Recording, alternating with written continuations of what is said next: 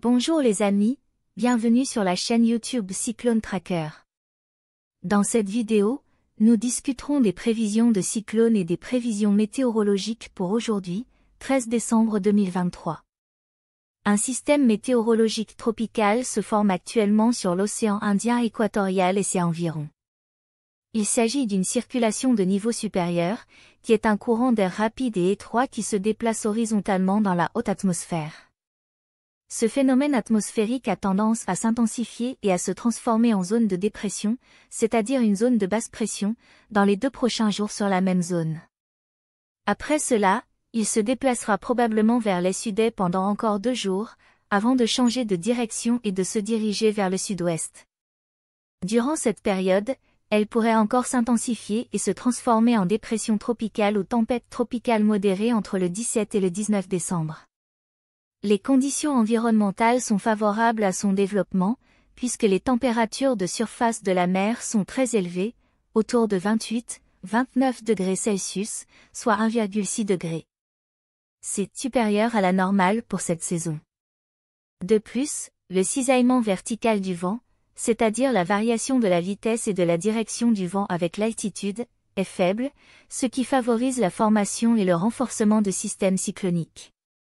Cependant, le modèle GFS, qui est l'un des modèles numériques de prévision météorologique les plus utilisés, suggère que ce système pourrait devenir un puissant cyclone tropical et frapper Maurice, mais cela est très incertain à ce stade. En effet, l'oscillation Madden-Julian, MJO, qui est un mode de variabilité des précipitations tropicales à grande échelle, entrera dans l'océan Indien le 15 décembre, ce qui augmentera l'activité convective de ce système.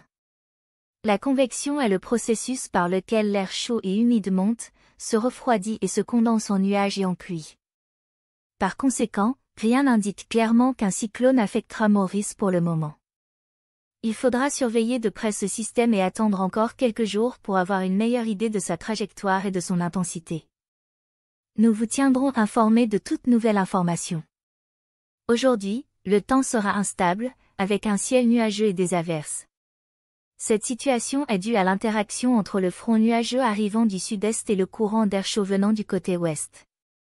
Un front nuageux est une zone de transition entre 2 masses d'air de températures différentes.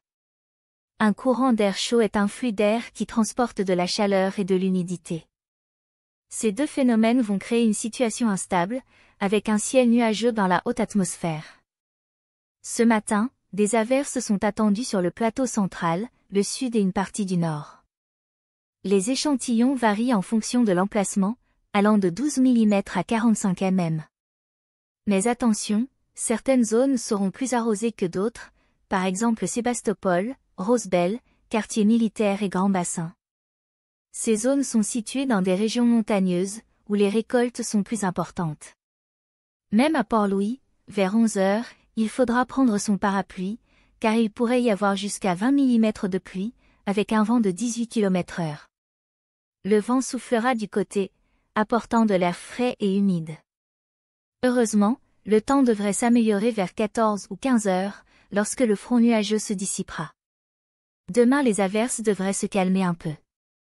La mer reste cependant agitée, avec des vagues de 1,5 m sur les côtés ouest et sud, et de 1,8 à 2,2 m sur les côtés est et sud. Ces vagues sont provoquées par le vent et la pression atmosphérique.